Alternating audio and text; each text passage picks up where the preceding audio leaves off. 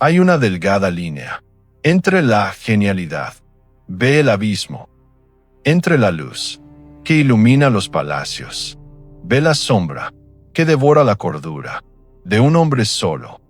Francisco de Goya y Lucientes no empezó su camino buscando el horror, empezó buscando la gracia, el color, ve el favor de los reyes, en una España que aún creía en su propia gloria eterna. Pero la huella de Goya no se quedó en los tapices alegres, ni en los retratos elegantes de la aristocracia. Su verdadera marca se grabó con el ácido de sus grabados, ve la sangre de sus visiones nocturnas. Fue un hombre que escuchó el grito del mundo, cuando él mismo se quedó sumido en el silencio más absoluto de la sordera. En este canal no te vamos a contar la biografía de un artista de museo. Te vamos a contar la transformación de un alma que decidió dejar de pintar lo que la gente quería ver para empezar a pintar lo que la gente temía soñar. Si buscas una lección de arte, suave y decorativa, este no es tu lugar. Aquí diseccionamos la huella de la oscuridad, esa sombra que surge cuando la razón se duerme. Ve los monstruos de la mente, salen a devorar la realidad. Como el pintor de cámara, terminó encerrado en la quinta del sordo, cubriendo sus paredes con escenas de canibalismo, brujería y desesperación. Quédate, porque lo que vas a escuchar es la anatomía de un descenso a los infiernos, de un genio que vio la cara más fea de la humanidad, no pudo apartar la mirada. Si quieres entender el precio de la verdad absoluta, ve lo que sucede cuando un hombre decide pintar el alma de una nación herida. Suscríbete ahora. Aquí no admiramos cuadros, diseñamos pesadillas. Imagina el Madrid de finales del siglo XVIII. Goya es el hombre del momento, el retratista que todos desean, aquel que sabe captar la seda, el encaje, ve la soberbia en la mirada de los poderosos. Pero bajo esa fachada de éxito, algo se estaba pudriendo. En 1792, una enfermedad misteriosa lo dejó al borde de la muerte. Le arrebató el oído para siempre. El mundo se volvió mudo. Ve en ese silencio sepulcral. Las voces de su interior empezaron a gritar más fuerte que nunca. Goya dejó de oír la música de los salones.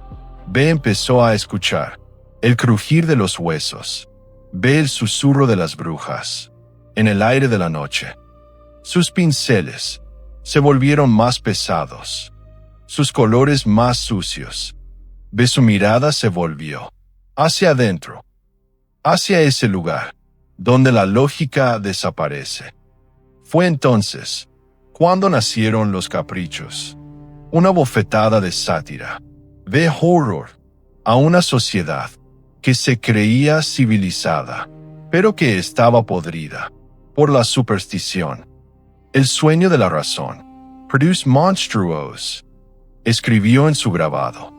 No era solo una frase, era una advertencia, una premonición de lo que estaba por venir sobre el suelo de España. Esa es la esencia de la oscuridad. No es la ausencia de luz, sino la presencia de una verdad que nadie se atreve a iluminar. Si este viaje por los pasadizos de una mente que se atrevió a pintar lo invisible te hace sentir el frío de lo desconocido, suscribid. Aquí solo caminamos con los que tienen el valor de mirar lo que brilla en las sombras. Goya estaba a punto de ver cómo su mundo estallaba en pedazos con la invasión napoleónica. Ya no pintaría el lujo, pintaría el lodo, la pólvora, el fusilamiento de la esperanza.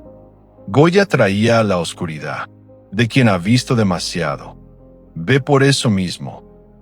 Sus pinturas se convirtieron en un espejo donde la humanidad no siempre quiere reconocerse. Prepare, porque los monstruos de Goya están a punto de despertar. España ya no olía a incienso y perfumes de corte. En 1808, el aire de la península se llenó del hedor de la pólvora, el hierro y la carne quemada, bajo las botas de las tropas de Napoleón, mientras otros artistas se apresuraban a pintar Victorias Gloriosas y héroes de mármol.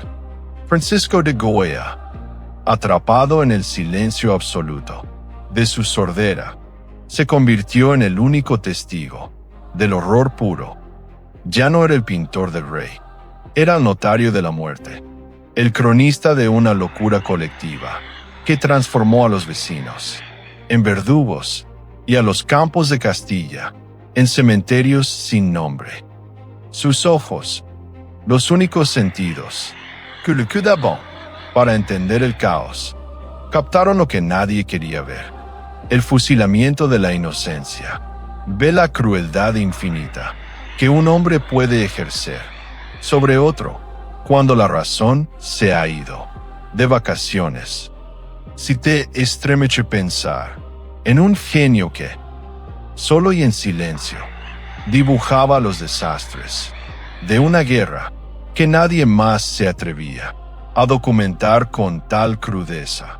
Suscríbete ahora mismo. Aquí no analizamos el arte como decoration, lo analizamos como un grito de auxilio que ha viajado a través de los siglos para recordarnos lo que somos capaces de destruir. Únete a nuestra búsqueda de la huella antes de que los monstruos de Goya nos alcancen a todos. Aquel 2 y 3 de mayo de 1508, Madrid se tiñó de un rojo que Goya nunca olvidaría. Sus pinceles abandonaron la suavidad para volverse violentos, rápidos, casi desesperados. En su obra, Los fusilamientos del 3 de mayo, Goya no pintó una batalla, pintó una ejecución, el momento exacto en que la luz choca contra el pecho de un hombre que abre los brazos, como un Cristo moderno, ante la frialdad de los fusiles. No hay rostros en los verdugos, solo hay una maquinaria de muerte anónima, mientras que en las víctimas, Goya nos obliga a mirar el miedo, la rabia, ve la dignidad final. Pero la verdadera oscuridad no estaba solo en las calles, estaba en el alma de Goya, que veía como su patria se despedazaba entre la invasión extranjera, ve la traición interna. Se retiró a su finca, la Quinta del Sordo, una casa que se convertiría en el laboratorio de sus peores pesadillas. Allí, sin que nadie lo viera, empezó a cubrir las paredes de su comedor, ve su sala, con lo que hoy conocemos como las pinturas negras. No eran encargos, no eran para ser vendidas, eran conversaciones privadas con sus propios demonios. Pintó a Saturno devorando a su propio hijo, con una mirada de terror. Ve locura que hiela la sangre. Una metáfora brutal de una España que se comía a sus propios hijos en guerras fratricidas. Pintó el aquelarre, donde el gran cabrón dirige a una masa de rostros deformados por la ignorancia. Ve el fanatismo. En el silencio de su casa, Goya ya no buscaba la belleza, buscaba la verdad. Por muy fea, ve aterradora que fuera, él entendió que la sordera no era solo su condición física, sino la condición de un mundo que se negaba a escuchar el llanto de los oprimidos. Cada trazo negro, cada mancha de color terroso, era una huella de su desprecio por la tiranía. de su compasión por el sufrimiento humano.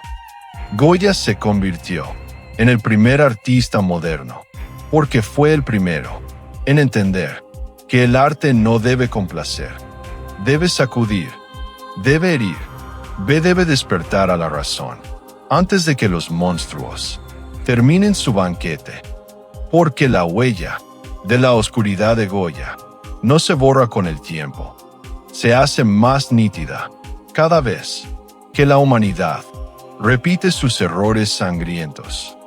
Francisco de Goya no murió en la España que tanto amó, ve que tanto le dolió. Murió en el exilio, en Burdeos, envuelto en el silencio de su sordera, ve en la niebla de una memoria que no le daba tregua. A los 82 años, el hombre que había retratado la luz de la corte ve la oscuridad de las fosas comunes. Seguía pintando con una mano que ya no temblaba por la vejez, sino por la urgencia de decir lo último antes de que la sombra final lo cubriera. Se fue de España, huyendo de la tiranía de un rey felón, Fernando VII, que no podía soportar la verdad que los ojos de Goya gritaban desde sus cuadros. En sus últimos días, Goya no pintaba para los reyes, pintaba para la eternidad, dejando dibujos de ancianos que, como él, seguían aprendiendo en medio de las ruinas de su propio tiempo.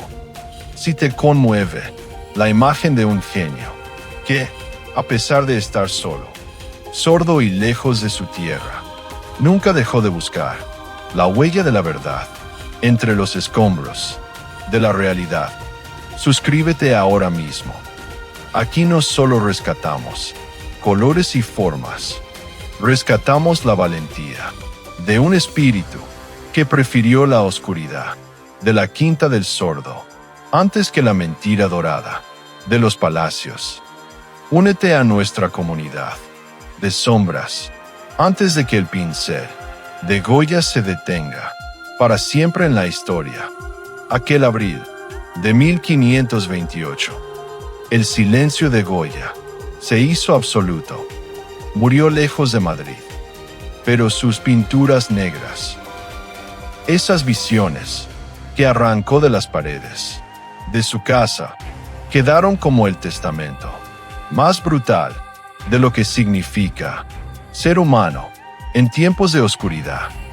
¿Fue Goya un loco que perdió el juicio en el silencio de su sordera? ¿O fue el único hombre cuerdo que se atrevió a pintar la locura de todo un país? La respuesta no está en los libros de historia del arte. Está en el escalofrío que sientes cuando miras a su Saturno devorando a su hijo o a sus perros semihundidos en la nada. Goya nos enseñó que la oscuridad no es algo que debamos temer fuera de nosotros, sino algo que vive agazapado en el interior de cada sociedad, esperando el momento en que la razón se duerma para salir a cazar. Su huella no se encuentra en las medallas que recibió, sino en la mirada de cada artista moderno que, después de él, entendió que el arte es un arma de combate, un espejo que a veces debemos romper para ver lo que hay detrás. Hoy, Francisco de Goya descansa en la ermita de San Antonio de la Florida, en Madrid, bajo los mismos frescos que él pintó, pero su sombra sigue recorriendo los pasillos del Museo del Prado, recordándonos que el horror ve la belleza. Son dos caras de la misma moneda. Antes de cerrar este altar de la oscuridad, ve el genio. Si este viaje por las pesadillas de Goya te ha hecho ver el mundo con una luz diferente, quédate con nosotros. Aquí no contamos historias para que duermas tranquilo. Contemos verdades para que sientas el pulso de los que se atrevieron. a pintar lo prohibido. Suscribid, ve ayúdanos a rescatar las sombras de los que, como Goya, nos dieron la vista cuando el mundo decidió quedarse sordo. Porque los colores pueden palidecer, los imperios pueden caer, pero la huella de la oscuridad humana es, por definición, eterna. Si hoy Francisco de Goya y Lucientes fuera representado en nuestro altar de sombras, no tendría un caballete de seda blanca o pinceles de plata reluciente. Tendría un pincel de cerdas gruesas, manchado de betún, negro de humo. Un caballero del sueño de la razón, produce monstruos, amarillado por el tiempo. Una pequeña trompetilla de metal para el oído, sorda y silenciosa, y una mancha de pintura roja que fluye como sangre sobre el lienzo oscuro, no para recordarlo como un simple pintor de cámara, no para ignorar el terror que sintió al ver a su patria devorarse a sí misma, sino para recordar la gran verdad de este canal. Toda huella deja sombra, y en la sombra de Goya vemos el reflejo de nuestros propios monstruos, recordándonos que solo la luz de la razón puede mantenerlos a raya. La historia no necesita solo belleza, necesita testigos de la verdad.